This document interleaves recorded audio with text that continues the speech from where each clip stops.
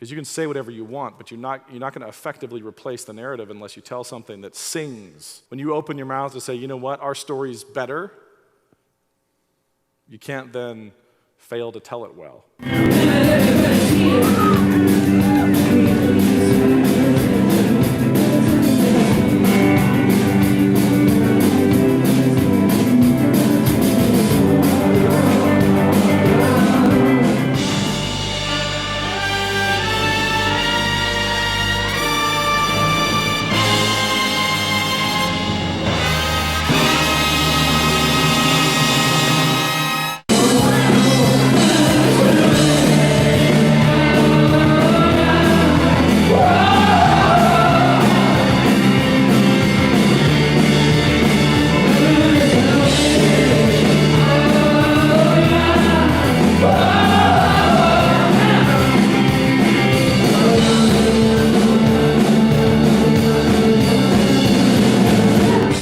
I'm going to read to you from Dorothy Sayers, the famed British mystery writer, who, you may or may not know, authored one of the best books on aesthetics from a Christian perspective called The Mind of the Maker.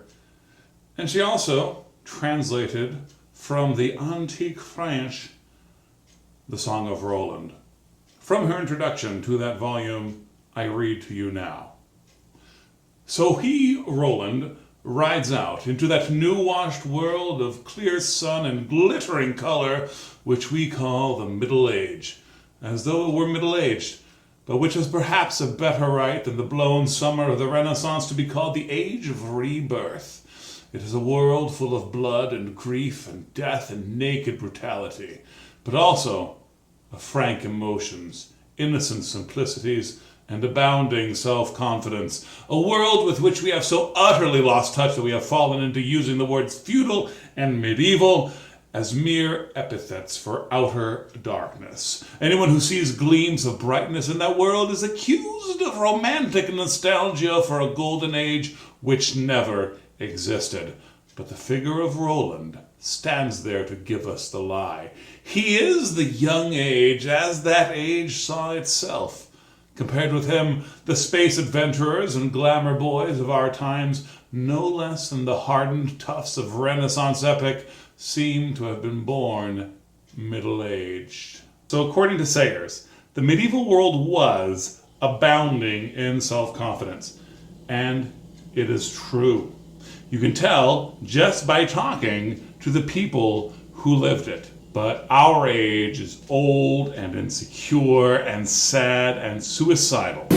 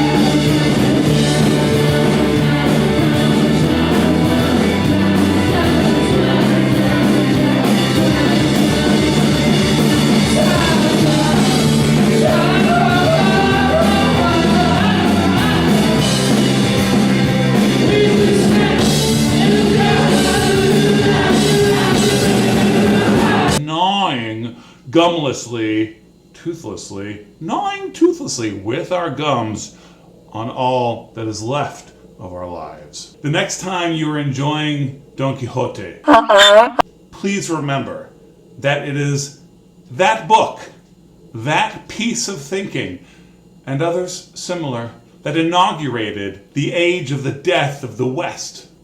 Grandpa, he lured me here. Only mean spirits laughed at windmill tilters. Read Beowulf or The Song of the Cid. Trata sobre un adulto que se quiere convertir en rey. Or The Song of Roland. Theirs was a young and a confident age, wanting to die well instead of mocking those who risk death. How far we have fallen out of a world of mud and fire and wagon wheels. And our world of chrome and plasma and rockets is a poor Christless substitute. Roland died young and poetically, and yet historians today pedantically tell us that Roland erred in entering that valley. But Roland's death was a true and a poetic one. Shakespeare died gloriously. Often. Good, because my specialty is die gloriously in battle songs. Count Roland lifts the horn up to his mouth, then sets his lips and blows it with great force. The hills are high, the horn's voice loud and long, and they hear it echoing for 30 leagues. And then he dies.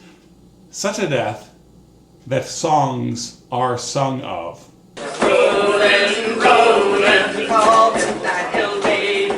Death by tactical error is far better than that which awaits modern man. We just come upon the battle at the end, like Roland's king. How wearisome is my life.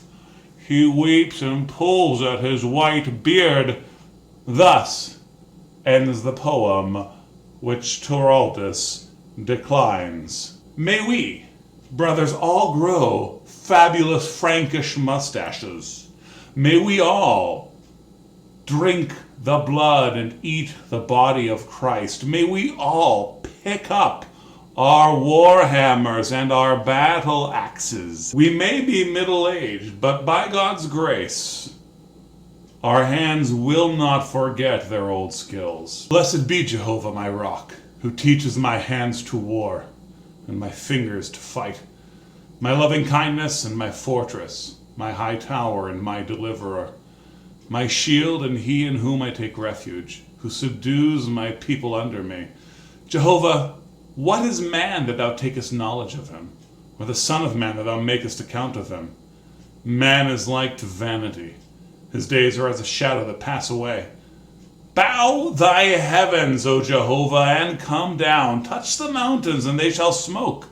Cast forth lightning and scatter them. Send out thine arrows and discomfit them. I will sing a new song unto thee, O God. Upon a psaltery of 10 strings will I sing praises unto thee.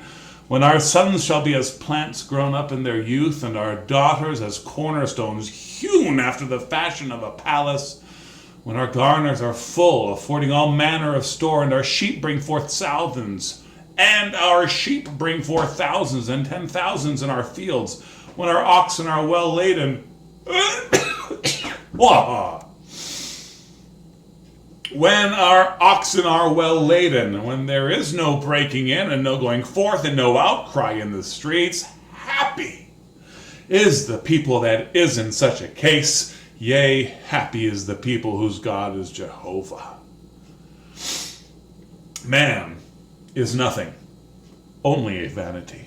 Stories, practically always, a human story is practically always about one thing, aren't they? Death. Man is nothing, only a vanity.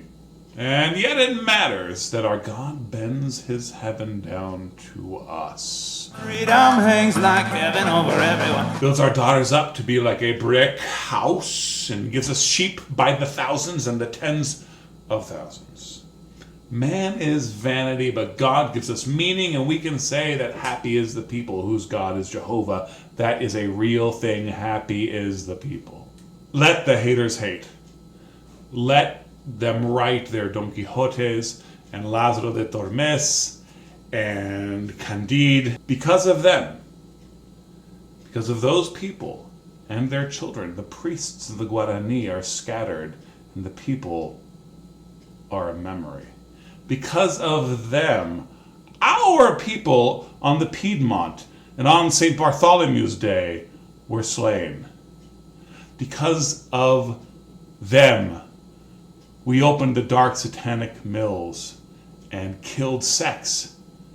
Because of them, Jews and babies are slaughtered. But today, We are born again. But today we wake up and we are not afraid to be innocent and strong. Christ behind me, Christ before me, Christ beside me, Christ to win me, Christ to comfort and restore me, Christ beneath me, Christ above me, Christ in quiet, Christ in danger, Christ in hearts of all that love me, Christ in mouth of friend and stranger. Christ in mouth of friend and stranger. Make your life a romance. Be young. Throw it away. The Saracens are coming. But you will die well. That means that we will see ourselves in the next episode, and then hopefully we'll make some proper progress. So until next time, folks, until then. Be storytellers with your lives, with your words, and curate stories that feed the souls of those around you. And know that there's no vacuum. We are narrative creatures. We feed on narratives. And right now, most of our culture is feeding on a narrative lie, taking it for granted. Use your life and your words to undercut it for those people around you, and not to leave it as a vacuum, but to replace it with something more beautiful. This is easy to say, but it's all summed up by just simply live like Christ.